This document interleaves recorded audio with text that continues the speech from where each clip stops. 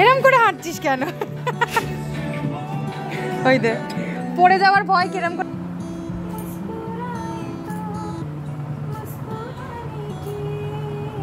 এই যে আমার কাতলা কালিয়া রেডি।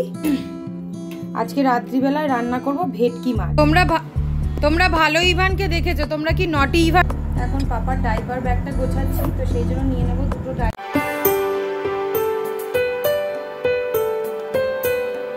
হ্যালো এভরিওয়ান, আমি পিউ আর আমার চ্যানেলে তোমাদেরকে অনেক অনেক স্বাগতম। আজকে আমি ইন্ট্রোটা একটু অন্যরকমভাবে দিচ্ছি। আসলে সকালবেলা উঠেই দেখলাম কি সুন্দর ঝাঁ চকচকে রোদ উঠেছে, আর তার সাথে ফুলের গাছগুলোতে কি সুন্দর সুন্দর ফুল ফুটেছে।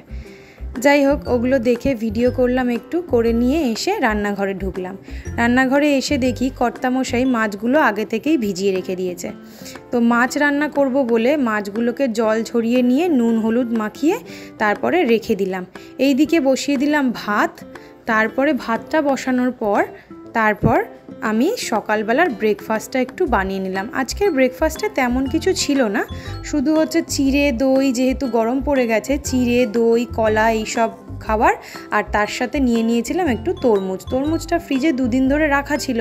এবার তরমুজ যেহেতু ফ্রিজে রেখে সেরকম একটা খাওয়া যায় না বা স্বাদও থাকে না বলা যায়, তো সেই জন্য আমি আজকে ভেবে নিলাম পুরোটা তরমুজই একসাথে কেটে নেব। আসলে জানো তো বন্ধুরা, এখন না সব কিছু ছুরি দিয়ে কাটাই অভ্যাস হয়ে গেছে। যেহেতু নিচে বসে বটি দিয়ে কাটতে পারবো না, কারণ যখন তখন ছেলে চলে আসতে পারে, কোনো একটা বিপদ ঘটে যেতে পারে, সেই জন্য সব কিছুই এখন ছুরি দিয়ে কাটা অভ্যাস হয়ে গেছে। আর ছুরি দিয়ে কাটতে কাটতে না এখন ছুরি দিয়েই সব জিনিস আমি কাটি, মানে বটি দিয়ে এখন আমি অতটা কমফোর্টেবল হতে পারি না। ফ্রুটসের মধ্যে তরমুজটাই আমার ভীষণ ভালো লাগে, কারণ তরমুজ শুনেছি জলের ঘাটতিও মেটায়, আর যেই তরমুজগুলো একটু মিষ্টি হয় সেগুলো তো কথাই নেই, ভীষণই ভালো লাগে সেই তরমুজগুলো খেতে। একে তো গরমের দিনে রান্নাঘরে ঢুকে কোনো একটা কিছু রান্না করব সেটা ইচ্ছেও করে না, আর দুই হলো খেতেও ইচ্ছে করে না কোনো রিচ খাবার। ঘুম থেকে উঠে এটা কে চলে এলো? হ্যাঁ, কে? ঘুম থেকে উঠে কে মাম্মার কাছে চলে এলো রান্না করতে? মাম্মা মাম্মা মাম্মা মাম্মা, তুমি ঘুম থেকে উঠলে? ঘুমোটা ভালো হয়েছে তোমার? হয়েছে? চলো ব্রেকফাস্ট করে নি। কর্তামশাই তো দুপুরবেলা বাড়ি আসে না, তাই নিজের জন্য রান্না করব কি করব ভেবে না পেয়ে শেষ পর্যন্ত ভাবলাম যে কাতলা মাছের কালিয়া রান্না করব, তার সাথে একটু মুসুর ডাল করব। তো যে ভাবা সেই কাজ, মুসুর ডাল করার জন্য এদিকে ডাল সেদ্ধ বসিয়ে দিলাম, তার সাথে মাছটাকেও নুন হলুদ মাখিয়ে রেখে দিলাম, আর দুটো মাছ বিকেলবেলা ভাজা করার জন্য রেখে দিয়েছি। আর এই দিকে দেখো আমার ছেলে কি করছে, এই যে ঘর মুছছে, নিজের জামা নিয়ে ঘর মুছছে। ওই দেখো, এমনি এমনি মাকে এতগুলো কাচতে হয়? ওই যে ঘর মুছছে। তারপরে এসেছে গোপাল দাদার দর্শন করতে। দেখো আমার সোনা বাবাটা গোপাল দাদাকে নমস্কার করতে এসছে। পাপা পুজো দিয়ে চলে গেছে, সোনা বাবাটা গোপাল দাদাকে নমস্কার করছে।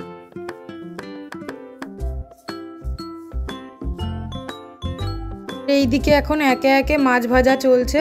কাতলা মাছের কালিয়া খুব সহজ একটা রেসিপি, তাড়াতাড়ি হয়েও যায়। সামান্য একটু তেল দিয়ে এতে জিরে ফোড়ন দিলাম, দিয়ে পেঁয়াজটা দিয়ে দিলাম, ভেজে তারপরে লঙ্কা বাটা, আদা বাটা, রসুন বাটা, সাথে একটু দেবো হচ্ছে নুন হলুদ লঙ্কা গুঁড়ো জিরে গুঁড়ো আর ধনে গুঁড়ো দিয়ে তারপর কষাবো।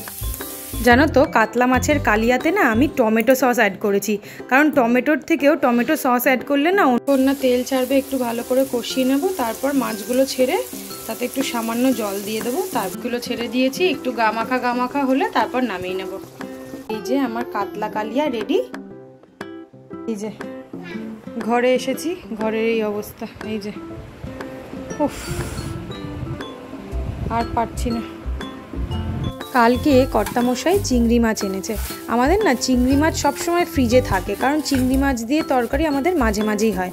তো চিংড়ি মাছটা ছাড়ানো হয়নি কালকে, তাই আজকে আমি ভালো করে পরিষ্কার করে ছাড়িয়ে ধুয়ে টুয়ে নিলাম। দেখো এক গামলি চিংড়ি মাছ ছাড়ানোর পর এইটুকুনি হয়ে গেছে।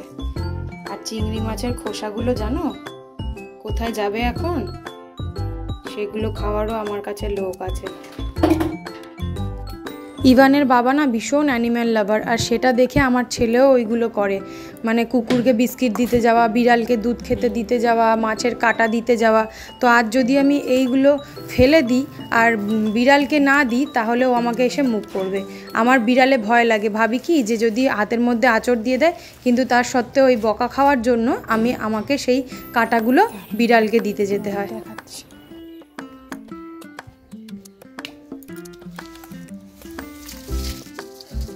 এই দেখো, দেখেছো?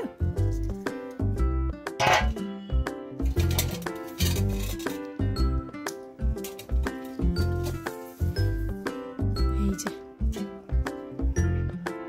তোমরা ভালো ইভানকে দেখেছো, তোমরা কি নটি ইভানকে দেখেছো? নটি ইভান কি করছে দেখো, পাউডারটার পাফটাকে কাঠের মধ্যে মারছে আর পাউডারটা উঠছে, সেটাও মজা পাচ্ছে। দেখেছো? দেখো দুষ্টু ইভানকে দেখে নাও তোমরা, দেখো দেখেছো কি করছে? দেখো দুষ্টু ইভানকে দেখে নাও তোমরা, দেখো ভালো করে দেখে নাও। ওই দেখো, ওই দেখো, ওই দেখো, দেখেছো? আজকে রাত্রিবেলায় রান্না করব ভেটকি মাছ।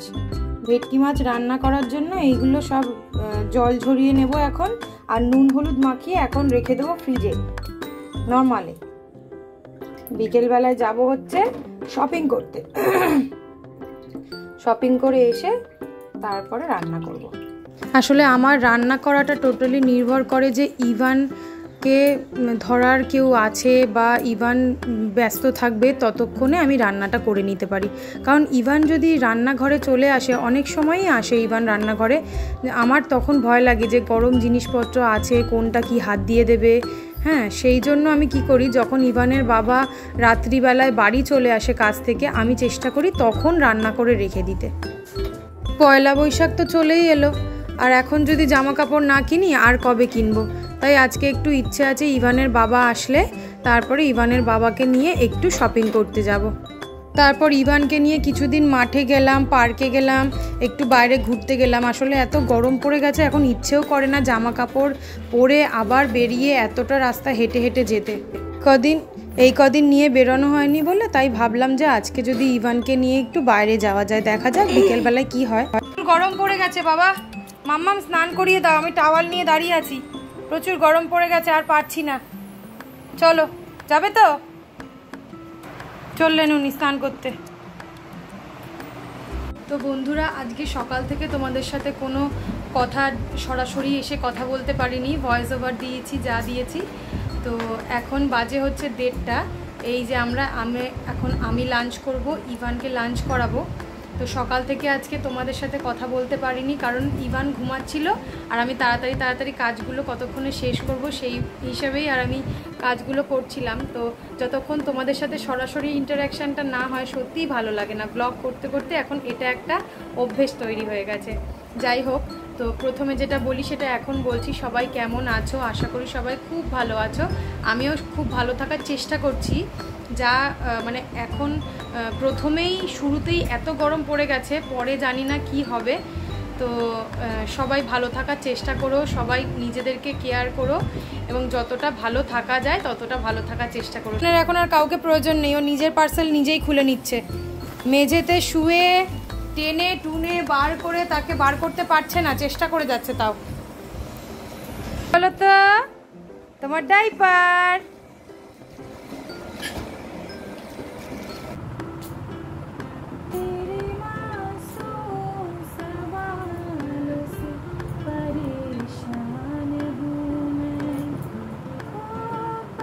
তো এই যে ছেলেকে ঘুম পাড়িয়ে আমার লাঞ্চ নিয়ে চলে এসেছি। কি কি রান্না করেছি তোমাদের তো দেখালাম। আর এইটা হলো পনিরের তরকারি, এটা আমায় মা পাঠিয়েছে। তো চলো খেয়ে নিই, দেখা হচ্ছে বিকেলবেলা। ইভানকে নিয়ে বাইরে বেরিয়েছিলাম বিকেলবেলা, ও ঘুম থেকে উঠে গেছিল। তারপরে তখন পাশের বাড়ির ঠাম্মিটা ডাকছিল যে আসো দাদু ভাই তোমাকে নিয়ে হাঁটাহাঁটি করি। তখন ও না বলে না বাড়ির দিকে পালিয়ে আসছিল। দেখো অবস্থা, পাপা নাচি নাচি করতে করতে হাঁটছে। ওই দেখ দাদা ভাই এসে সাইকেল চালাচ্ছে। এই যে আমরা হয়ে গিয়েছি রেডি। ইভান পরেছে একটা গেঞ্জি আর মাম্মাম পরেছে একটা ক্যাজুয়াল কুর্তি, তার সাথে জিন্স, তাই না বাবা? তো আমরা এবার যাবো তো।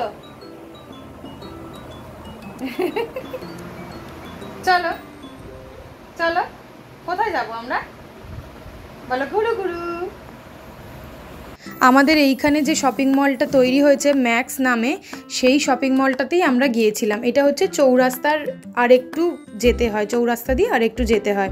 তো ম্যাক্সের কালেকশন এতটাই ভালো যে আমি শিওরিটি দিতে পারি, তোমরা যদি একবার গিয়ে বাচ্চাদের জামা কাপড়, বড়দের জামা কাপড় বা জুতো বা হচ্ছে অ্যাক্সেসরিজ যা কিছুই কেনো, তোমরা অবশ্যই দেখবে যে ওখানে কোয়ালিটিটা ওরা খুব মেনটেন করেন। ম্যাক্সে একবার জামা কাপড় কেনার পর থেকে আমার বাচ্চার আর আমার বরের সব জামা কাপড় আমি ওখান থেকেই কেনার চেষ্টা করি। আর যেসব বাচ্চাদের আমরা গিফট দিই সেইগুলো আমরা ওই দোকান থেকেই কেনার চেষ্টা করি, কারণ এখানে এত ভালো কোয়ালিটি, প্লাস হচ্ছে এখানে একটা ছাদের তলায় ভ্যারাইটির জিনিসপত্র পাওয়া যায়। মেয়েদের হেয়ার অ্যাক্সেসরিজ, ইয়াররিং, ছেলেদের গেঞ্জি, ট্র্যাকস্যুট, এমনকি ছোট্ট বেবিদেরও ট্র্যাকস্যুট পাওয়া যায়। গেঞ্জি কালেকশন প্রচুর। তোমরা যদি একবার এখানে যাও, আমি তোমাদেরকে বলতে পারি যে তোমরা নেক্সট টাইম আবার যাবেই যাবে। এখানকার কোয়ালিটি ভীষণ ভীষণ ভীষণ ভালো। এখানে 3টে সেকশন আছে। একদম উপরের সেকশনটা হচ্ছে মেন্স কালেকশন, মাঝখানেরটা হচ্ছে মেয়েদের আর বাচ্চাদের, মানে বেবি বয় এবং বেবি গার্লস সাথে মেয়েদের কালেকশন, আর একদম নিচের ফ্লোরটায় মেয়েদের কালেকশন। এখানে বাচ্চা থেকে বড় থেকে শুরু করে সব ধরনের হেয়ার অ্যাক্সেসরিজ, তারপরে হলো ইয়াররিংস, তারপরে হলো জুতো, তারপরে হ্যান্ডব্যাগ, তারপরে বাচ্চাদের বিভিন্ন ধরনের সফট টয়েস, প্রত্যেকটা জিনিসই তোমরা পাবে। সবই কিন্তু ওরা ভীষণ কোয়ালিটিটা ম্যাটার ওদের কাছে করে। তো আমরা তো এখান থেকে শপিং করলাম, ইভানের জামা কাপড় কিছু কিনলাম, আরও যাদের যাদের গিফট দেওয়ার ছিল তাদের জামা কাপড়ও কিনলাম।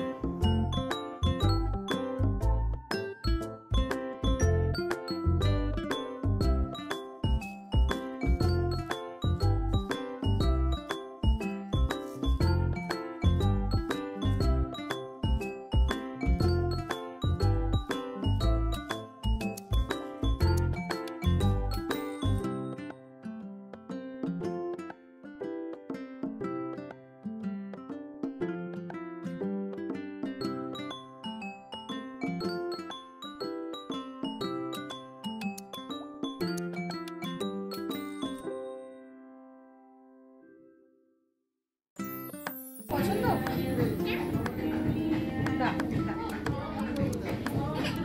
আচ্ছা আচ্ছা, তাহলে এইটা দেখো তো, এইটা পছন্দ?